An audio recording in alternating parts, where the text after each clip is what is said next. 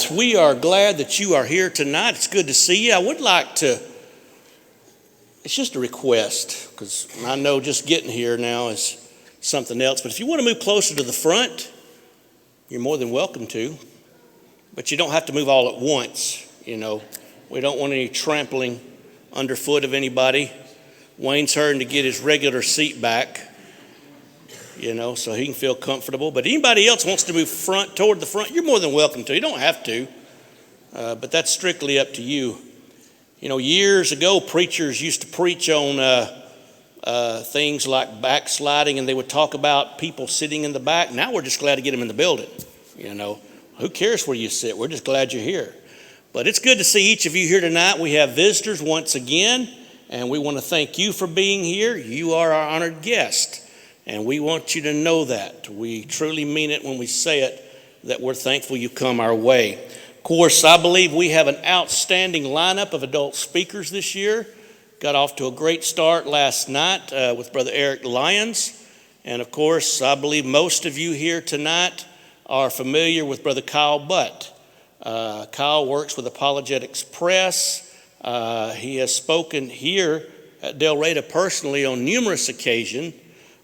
He's an excellent defender of God and God's truth and His Word, and we appreciate him and his family and his good work that he continues to do, and we're just honored to have him here tonight with us. I hope you'll keep him in your prayers as he travels back to Columbia, Tennessee tonight, where he currently lives, and we hope that he has safe travels. I'm sure he's still recovering from camp as well. So I'm going to turn it over to him, but about 7:20 or so, you'll be dismissed to go to the back, and you'll have some refreshments that'll be served. That'll give you some time to fellowship. Also keep in mind that any of these lessons, or all of them, you can order them and have CDs mailed to you free of charge, or you can go to our live stream on YouTube anytime and watch not only these lessons, but any lesson. And so please keep that in mind as well. And if we can be of any help or service to you at all, please let us know. I'll turn it over to Kyle. All right. You guys probably know about old little Johnny. I've only got about 5 jokes, and only one of them's decent, and so this might be one of the 4 that's not, as far as any funny at all. They're all decent, just maybe not funny. Little Johnny goes to school. It's a weekend. He comes back from the weekend. It's a Monday, and the teacher says, "Hey, what'd you do this weekend?" And little Johnny says, "Well, went fishing." She says, "Oh, you went fishing? Well, how'd you do? Did you catch anything?" He said, "Yes, ma'am, we caught all kinds of fish." She said, "Really? What do you mean by all kinds of fish? How many did you catch?" He said, "We caught 100. She said, "You caught 100 fish?" She said, "That's a lie, little Johnny. You're prone to exaggeration. Are you serious? You caught 100 fish?" He said, "Yes, ma'am, caught 100 fish." She said, "Well, were they big?" He said, "Oh, they were huge." She said, "How big?" He said, "They weighed 100 pounds apiece." She said, "Little Johnny, you are making that up. That'd be 10,000 pounds of fish. You don't have a boat big enough to hold 10,000. He said, "Me and my dad caught 100 fish and it weighed 100 pounds apiece." She said, "Johnny, that's a lie. That's not true. What if I just made up a story? Like I'm coming to school one day and this huge 10-foot grizzly bear came out from the woods and started attacking my car, and then all of a sudden this 2-pound chihuahua came running from the other side, grabbed that grizzly bear by the nose, flipped him over, beat him up, and chased him into the woods. Would you believe that?" He said, "Yes, ma'am. That's my dog." I don't know when the last time you were in a very serious storm was. There are lots of storms that have hit various places in Alabama. I remember not too many years ago, I was scheduled to preach at the congregation up in Athens, Alabama, the Bethel Church of Christ. And the day I was scheduled to speak, the services were canceled that evening because a tornado had come and hit that building and totally flattened it. I don't know if you remember those storms that came through there, North Alabama. They were several members of the church were there in the basement of the building when it hit. In fact, they said as they were down in the basement, a couple of them were standing at the top of the stairs and they were listening and watching, and you could see it coming and you could hear it, and they stood up there as long as they felt like they were safe and then went down into the basement, and it just smashed the building right around them. I don't know when you have been in a storm or in a situation where you felt immediate insecurity and potential death breathing down your neck. I remember years ago we were doing some mission work in the Bahamas, and to get to that little islands where we were needing to go, you flew a major jet into the big airport, but then to get over to the other smaller ones, you took some little prop planes. Lots of times they would hold 14, 15, 16 passengers or so, maybe 50 if it was a bigger prop plane. And if you've done much traveling on some of those smaller planes, you know that they're prone to turbulence. And especially if the weather's not good, especially if there is a storm front coming, etc. And so we got on this plane, but when we got up, we were experiencing serious turbulence. I'm talking so much that it would lurch into a deep valley of turbulence, then shoot back up, etc. And this had never occurred in any plane that I've been on, but the flight attendant was coming around asking you how much you weighed to even out the weight distribution on the plane. That's how serious it was. Now, at the time, my brother Cliff, my middle brother, was a defensive end for the football team. He weighed about, I'm going to say 220, 230, pretty brawny guy. And the flight attendant came to him, said, "How much do you weigh?" And he said 220. And there was a guy sitting in front of him that he felt like was much bigger than he was. Well, the flight attendant came up to that guy sitting in front of him and said, "How much do you weigh?" And that guy said 220.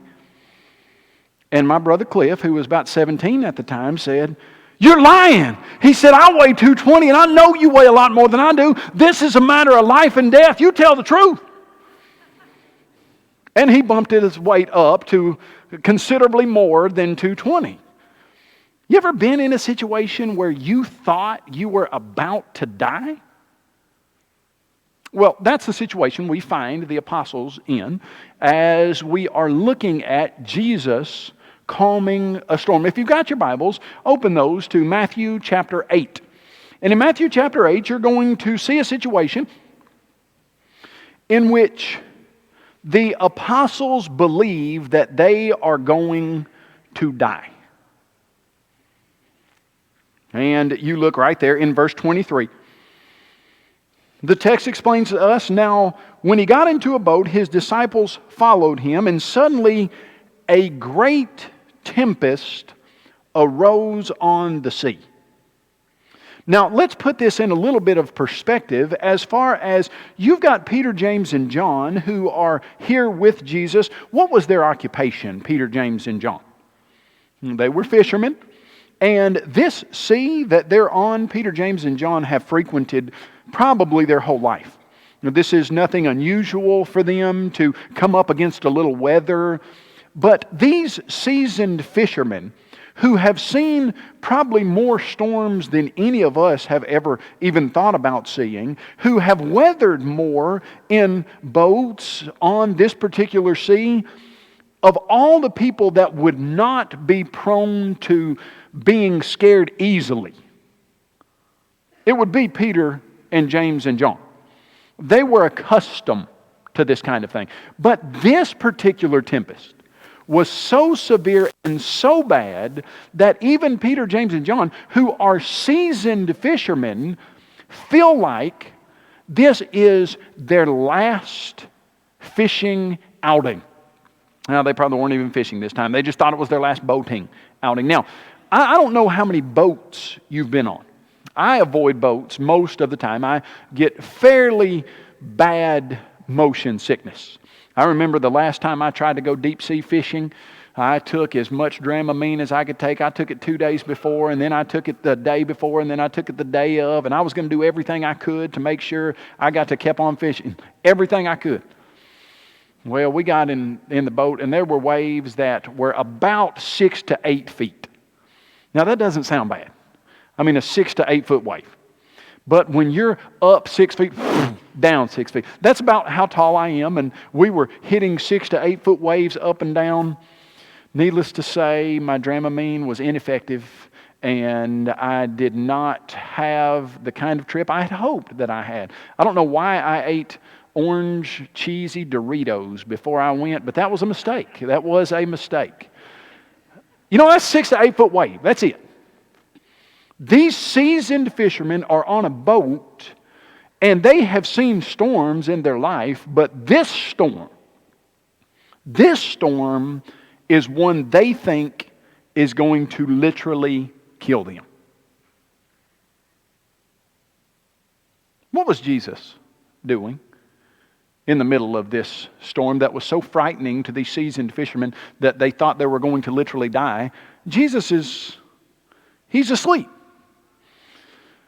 Now, I don't know about you guys, and there again, if you've been on a boat or in an airplane when there's severe turbulence, generally speaking, it's not ideal sleeping conditions.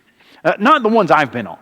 Lots of times, if you have a person that is any kind of motion sick or any kind of nervous or whatever, they are sitting there with white knuckles holding on to the sides of their airplane armrest, thinking, I hope this will just quit. When will this quit? 5 minutes of that feels like 5 hours of it. It's not a restful situation. And yet Jesus is in the bottom of the boat asleep.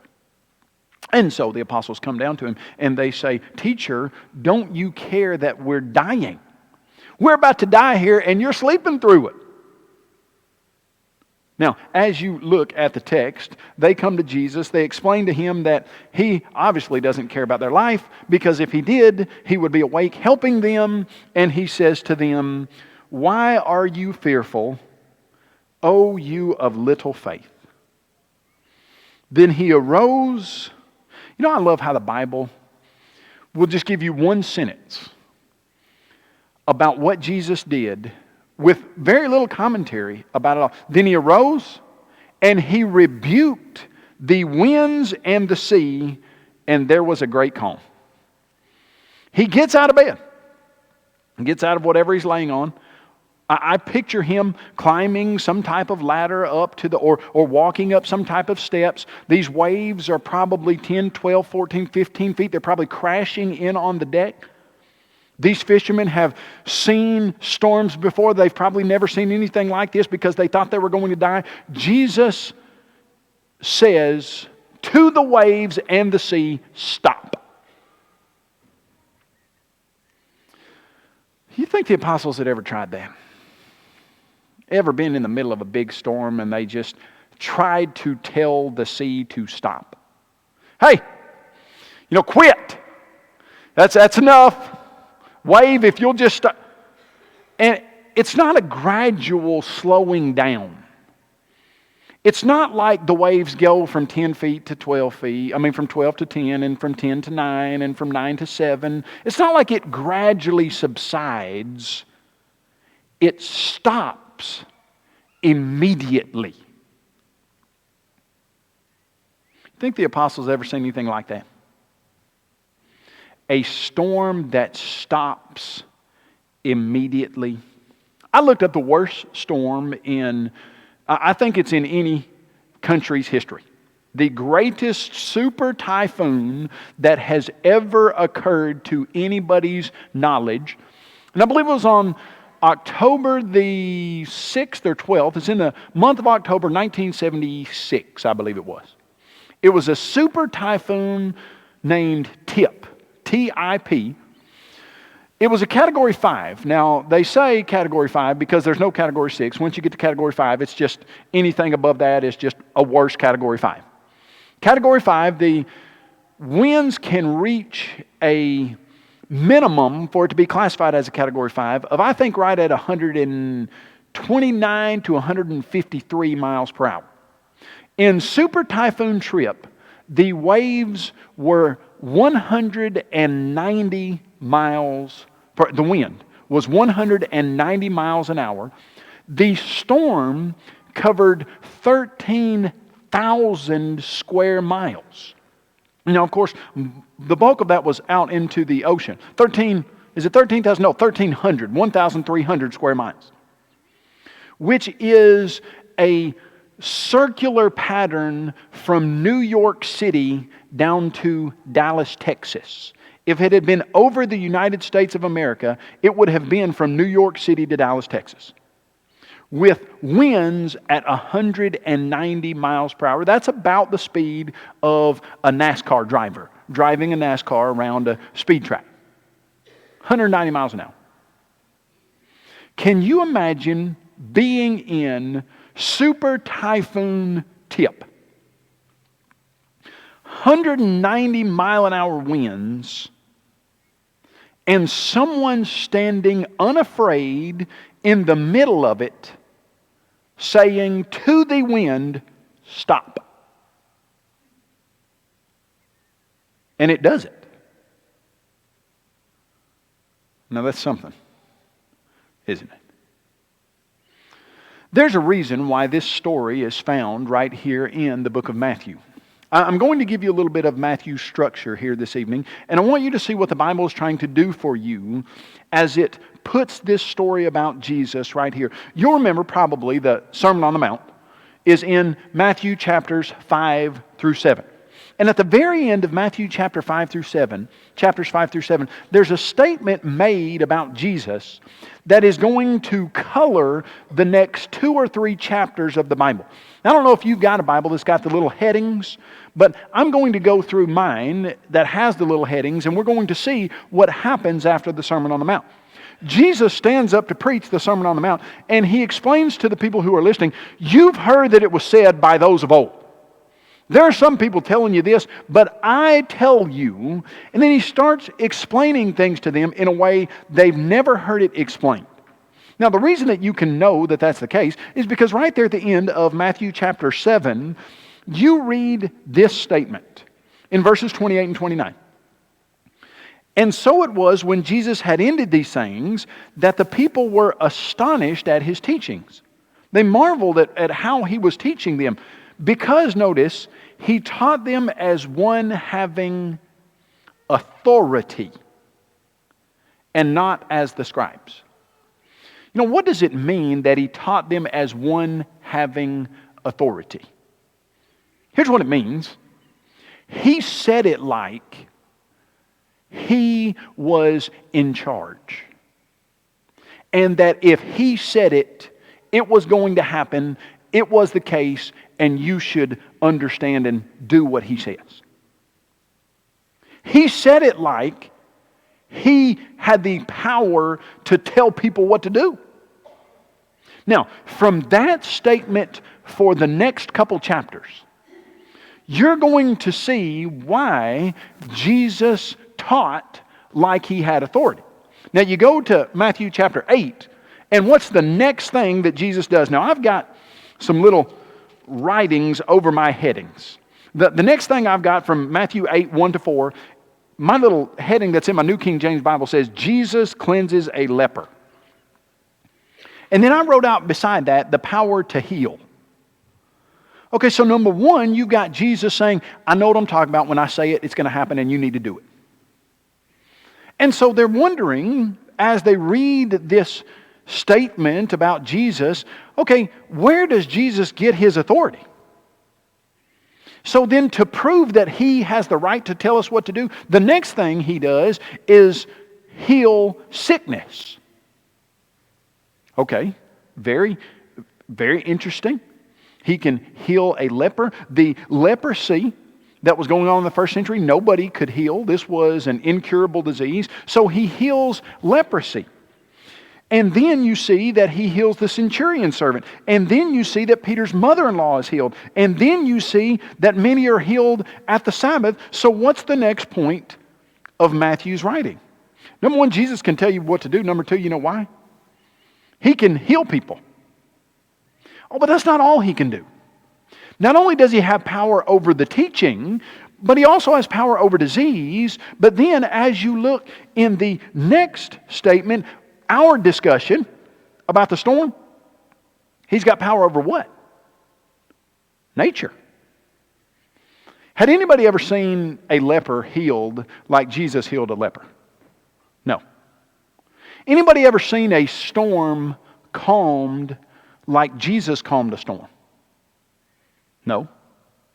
Then, in verse 28, what is Jesus' next feat of authority and power? Okay, number one, he teaches like nobody else. Number two, he can heal lepers and all kinds of disease. Doesn't matter what disease it is, he can heal it. Number three, he can say to a super typhoon with 190-mile-an-hour winds, stop, and it stops. And then you look in verse 28, and who else does Jesus boss around? Evil spirits. Now, as we look at that from a 21st century idea, it seems odd to us. And I believe I can tell you why God allowed evil spirits to do things in the first century. I believe it was for the express purpose of showing that Jesus had power and has power over every single realm of existence. That evil spirits were allowed to physically do things in the first century, so when Jesus showed up, there would not be an aspect of reality that he did not prove he was in charge of.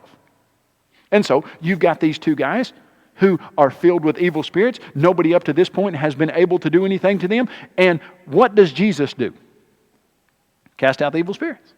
So here's what you got. Authority over teaching, authority over sickness, authority over nature, authority over evil spirits. As you continue, now here's where we're really going here.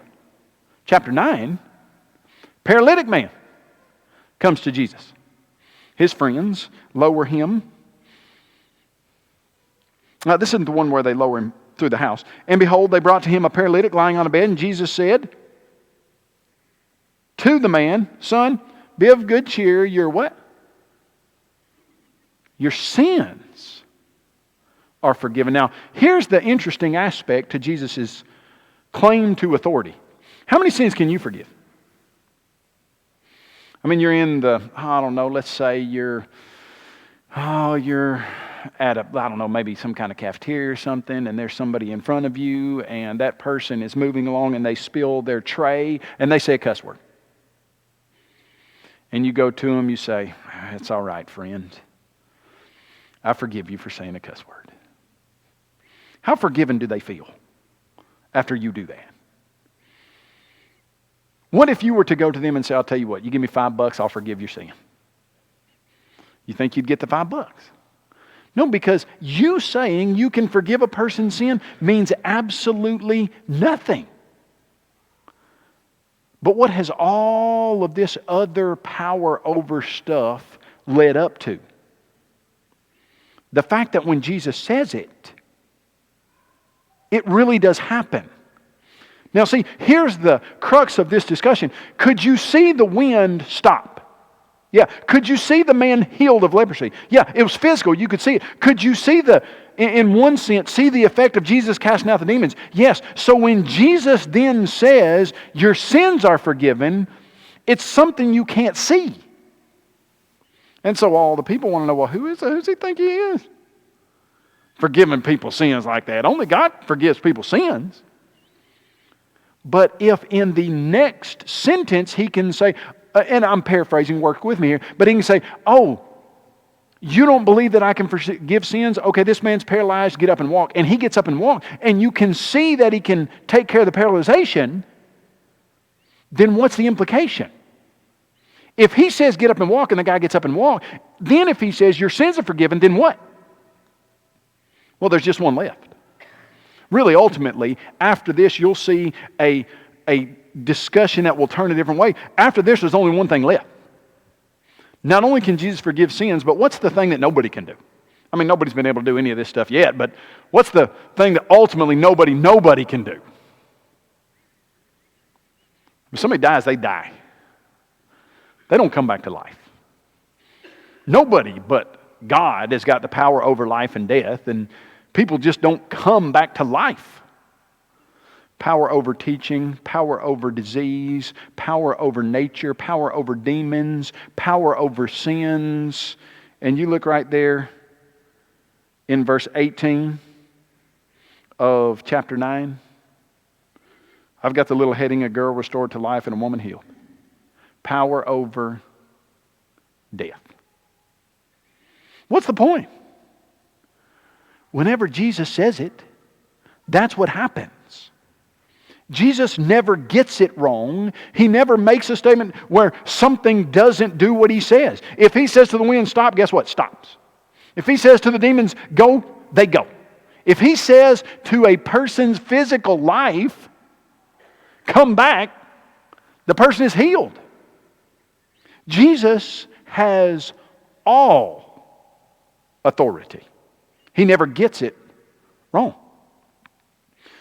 You ever met a person that never gets it wrong? Never gets anything wrong? That everything he ever says is right? Now, I know you've met some people that think everything they ever say is right, but you've never seen a person that gets every single thing right every time. Now, you're going to have to work with me on this next statement, because just my dad was notorious for making this statement when I grew up, when I was growing up. And growing up, I didn't really understand what he meant by it at all until years later, and I figured it out. My dad would say to me, he would tell us something that seemed unreasonable almost to us as little kids. He would explain that something was about to happen, or that this person or this animal would do this or that, and it would happen, and we would think, wow, Dad, that's amazing. I can't believe you even knew that. And then he would come back with this statement. He would say, if I tell you that a chicken dips snuff, you better look under its wing. Now, I don't know if you've ever used that statement. If I tell you that a chicken dips snuff, you better look under its wing. Now, my dad was not trying to encourage smokeless tobacco use at all. In fact, he was adamantly opposed to that and thought that it would cause mouth cancer, and steered us away from any type of tobacco use whatsoever. That's not what he was pushing here. Here was the gist of it as I came to understand it later in life. Just a show of hands, if you don't mind, how many of you have ever seen a chicken dip snuff? Number one, there's several reasons why chickens don't dip snuff. Their beaks are really small, and they don't have wings with which they could even dip snuff out of a snuff can and put it in their beaks. And chickens are not smart at all anyway, and so they wouldn't have the intelligence to do it. And so the whole point is, here's the whole point. You've never seen a chicken dip snuff. Okay? But what my dad was saying is, but if I tell you that one does, you better look under its wing, because guess what you're going to find? See, you bought into it too. You're not going to find a snuff can underneath that chicken's wing. The chickens don't dip snuff. But that's what my dad was saying. That one right there would. Now, it was remarkable that when he said something and he got it wrong, we didn't hear much about it. I mean, the snuff packing poultry was absent from the conversation there when he missed it. But when he got it right, it was, well, if I tell you that chicken dip snuff right there, you better look under its wing, because it does. Now, here's what you will see throughout the course of the Bible's discussion of Jesus' discourse with everybody in the world. If Jesus says it, it's right. All the time, whether you've ever seen it, whether you like it or not, whether you believe it or not, if Jesus says it, that's what will happen. Now, as we explore that, there's some things that we look at, like this storm calmed in a split second, and we see that. But there's some other stuff that seems, it kind of seems odd, but it's put in there for this particular reason. If Jesus says it, this is what happens.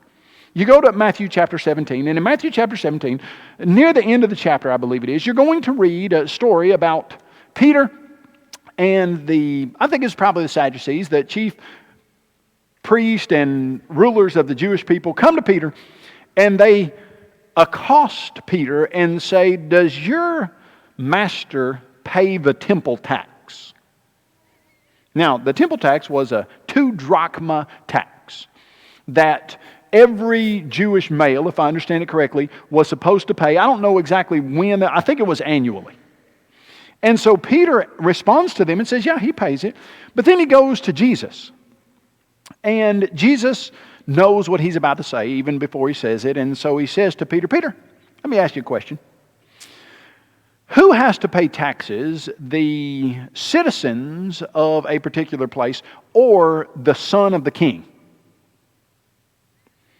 Well, when's the last time a dad made his son pay taxes? You just don't do that. The answer to that is very obvious. You make the citizens pay taxes, but you don't make the son pay taxes. And so Peter responds, the citizens have to pay taxes. And Jesus says, so the son is free. Is that right? I mean, that's what he's saying. What's his point? Who owns the temple? God. Who doesn't have to pay taxes to God? God's Son. And so Jesus is trying to explain, hey, I don't have to pay the temple tax and still be morally right, but I'm going to. But I don't have to. I just want you to understand that I'm God's Son and God doesn't make me pay taxes. But he then says, here's what I want you to do, Peter.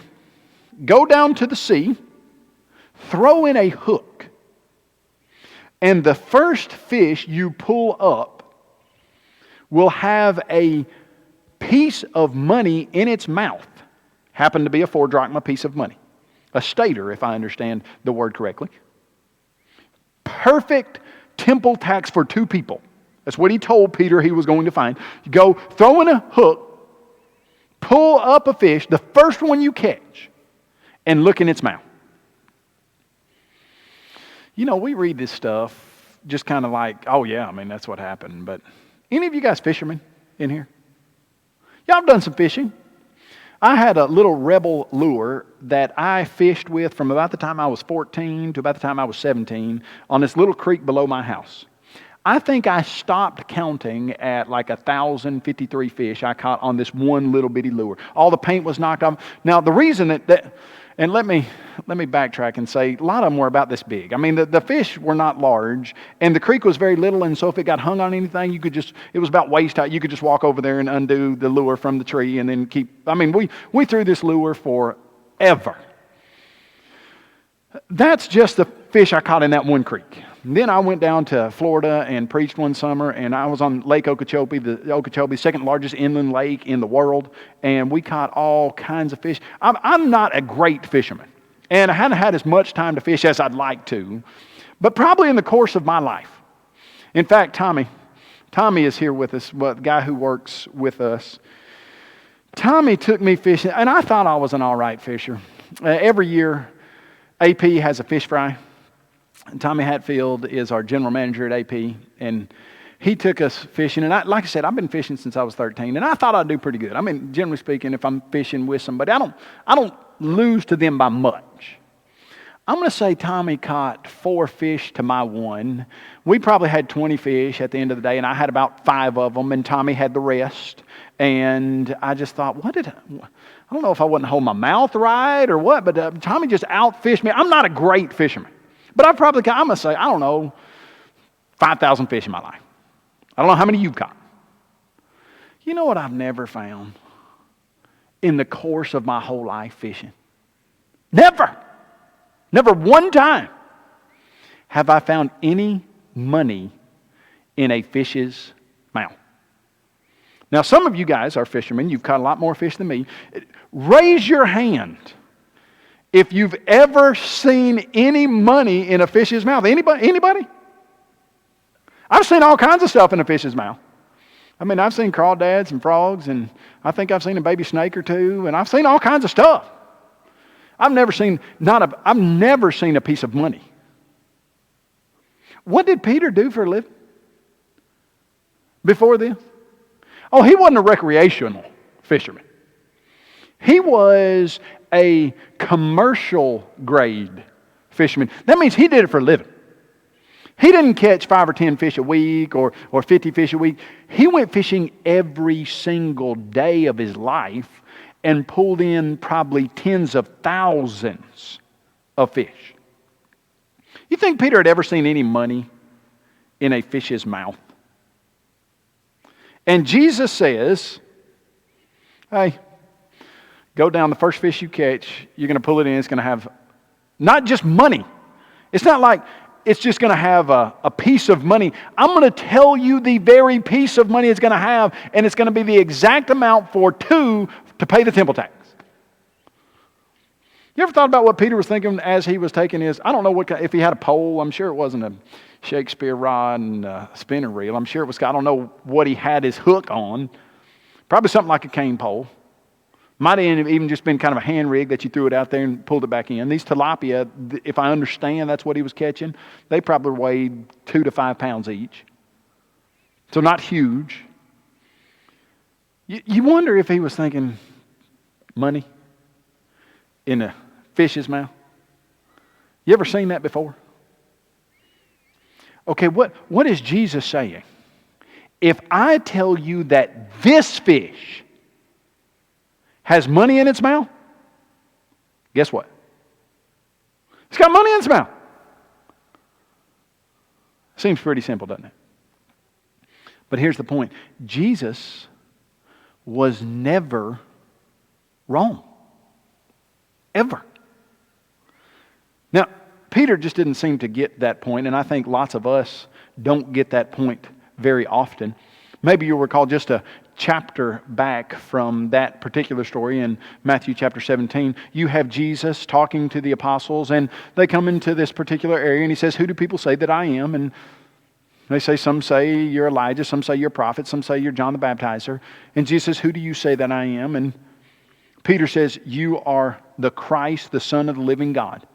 And Jesus says, "Blessed are you, Simon, son of Jonah, for flesh and blood hasn't revealed this to you, but my Father who is in heaven. And upon this rock," talking about the confession that He's God's Son, "I'm going to build my church." And then just a few verses down, I want you to see what happens in Matthew chapter 16. Just a few verses after Peter makes this amazing confession, you then see Jesus say, "Then He commanded the disciples," from that time, verse 21, "Jesus began to show to His disciples that He must go to Jerusalem and suffer many things from the elders and chief priests and scribes and be killed and raised again the third day." All right, so after this, He says, and let me tell you, and the text doesn't tell you the exact words that Jesus uses. He just says, "These things are going to happen to me in the future. I'm going to be betrayed, and I'm going to be killed, and I'm going to come back from the grave 3 days later." Now there again, you wonder how this went. As Peter was sitting there listening to Jesus talk, you wonder at what point he said, "I've got to straighten Jesus out on this. He really is, he doesn't have this one right." And I don't know how this went, but apparently it was fairly, everybody was kind of together. And Peter, I can just see him, I guess in my mind, I just see him going up to Jesus and putting his arm around him and saying, "Jesus, I need to talk to you a minute. Would you mind coming over to the side?" And Peter just kind of directs him over to the side. You ever felt like you needed to correct Jesus? Like He made some kind of statement that you didn't agree with and you need to set Him straight? Like somehow that the man who calmed a storm with a single word, that was great, but he just didn't get this one right. So Peter pulls Jesus aside and says to him, "You're not right on this. This isn't going to happen. This isn't what you need to be telling the apostles because it's not going to take place." You remember what Jesus does? He looks at him, and then He looks at the other apostles, and He says about Peter, "Get behind me, Satan, for you do not have in mind the things of God, but the things of men." Now let's make a little practical application. You ever felt like Jesus just wasn't getting it right in your life? Like somehow the stuff that's going on with you should be different?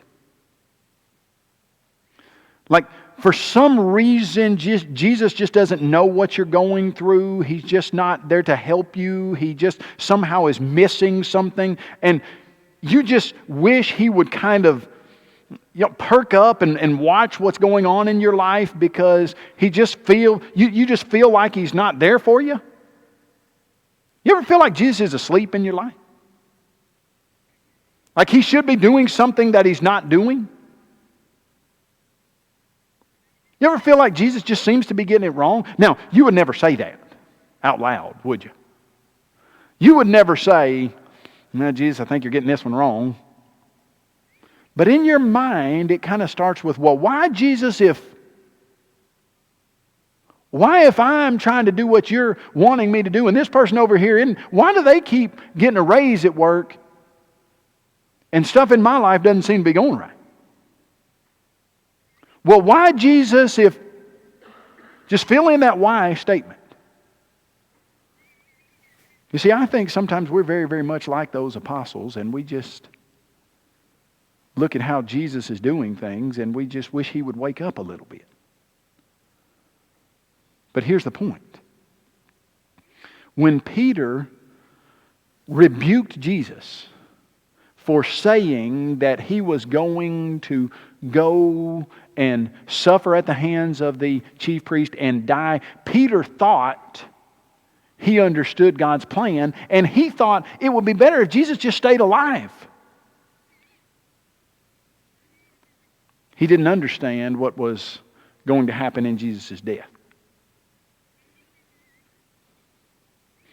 Maybe you'll recall, Jesus says to His apostles, when you go into Jerusalem, you're going to find a man. He's going to be carrying a pitcher of water.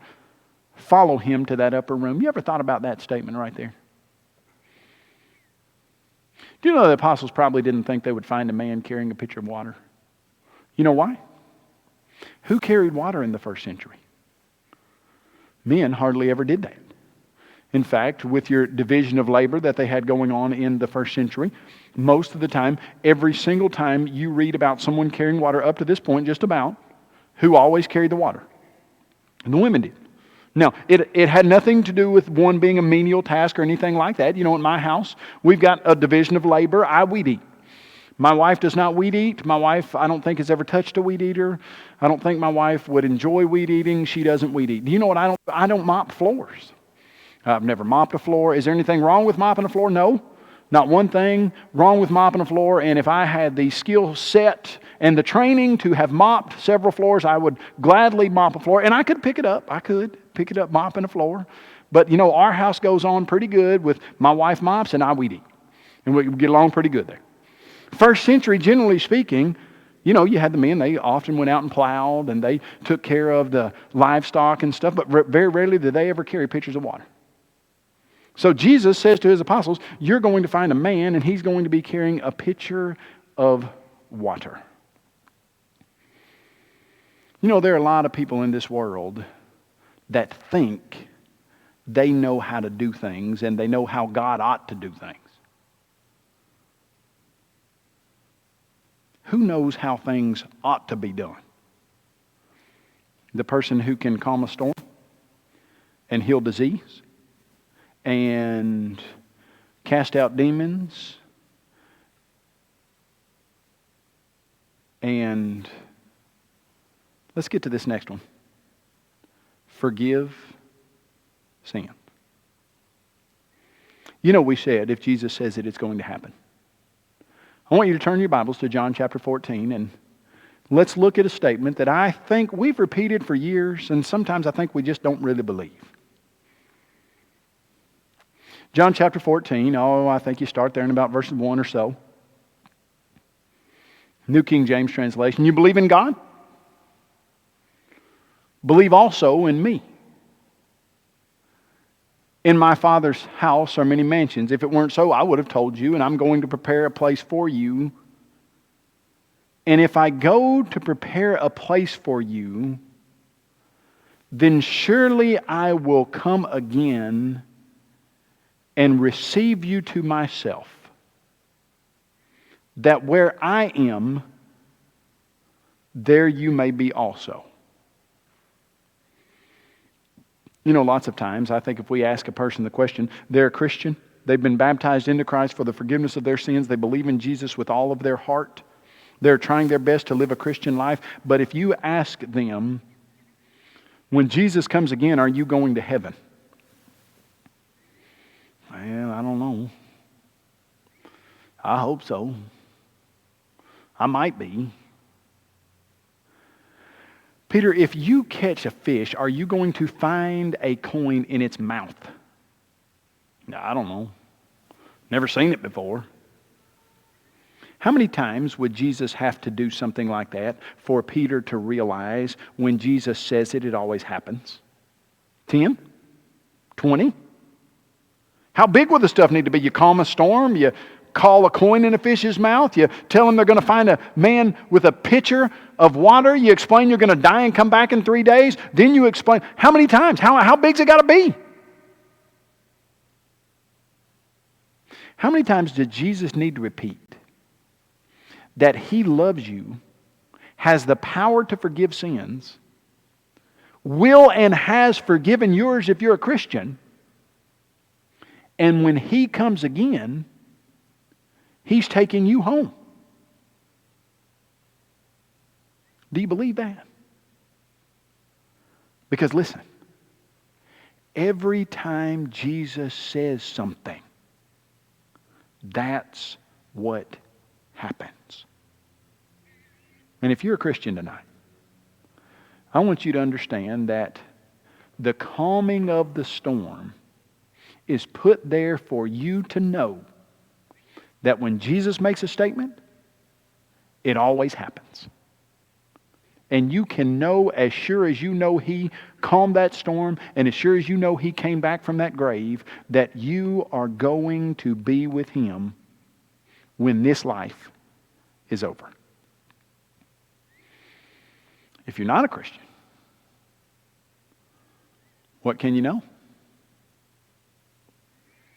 You can know as sure as He calmed that storm, and as sure as He came back from the grave, and as sure as there was a coin in that fish's mouth, and as sure as there was a man carrying a pitcher of water. And if you're not a Christian, you can know for surety. Doesn't matter how good your life has been, doesn't matter what else is going on in your life. If you're not a Christian, you can know that Jesus' statement is not addressed to you. You won't be going to heaven with Him. So ask yourself tonight, do I believe that Jesus Christ, when He says something, it always happens? And if I do, is there something in my life I need to change? Sure have enjoyed getting to be with you this evening. Appreciate you being here on a Monday night. Always am excited to see people come and listen to Bible-based lessons about Jesus, their Lord and Savior. You could be doing anything you wanted to do. You could be home watching the college baseball World Series. You could be fishing, trying to catch fish with money in their mouth, which would not really be all that productive. You could be doing anything you wanted to do. But you chose to be here to fellowship with the saints and to hear a message from God about His Son Jesus, and I appreciate that. Let's pray. Great God, we love You. We are so thankful for the life and the example of Jesus Christ. We thank You for showing us with many clear evidences that Jesus is Your Son and that Jesus came to this world to sacrifice His life, and that everything that Jesus ever said was always right. We thank You for the promise that He has given to Christians that He is coming again to receive us so that we can be with Him forever. We ask You please be with every single person in this auditorium. Those who are Christians, please help them to hang on to that promise with all that they have in their innermost being. And those who are not Christians, please help them to assess their spiritual condition and listen to that statement that Jesus made when He said, "Come to me, all you who labor and are heavy laden, and you'll find rest for your souls." Please help anybody who hasn't taken Jesus up on that statement to get their life right with You. Thank You for letting us know about Jesus, letting us get to preach Jesus, letting us try to model our lives after Him. It's in His name we pray to You. Amen. Okay, you are dismissed for refreshments.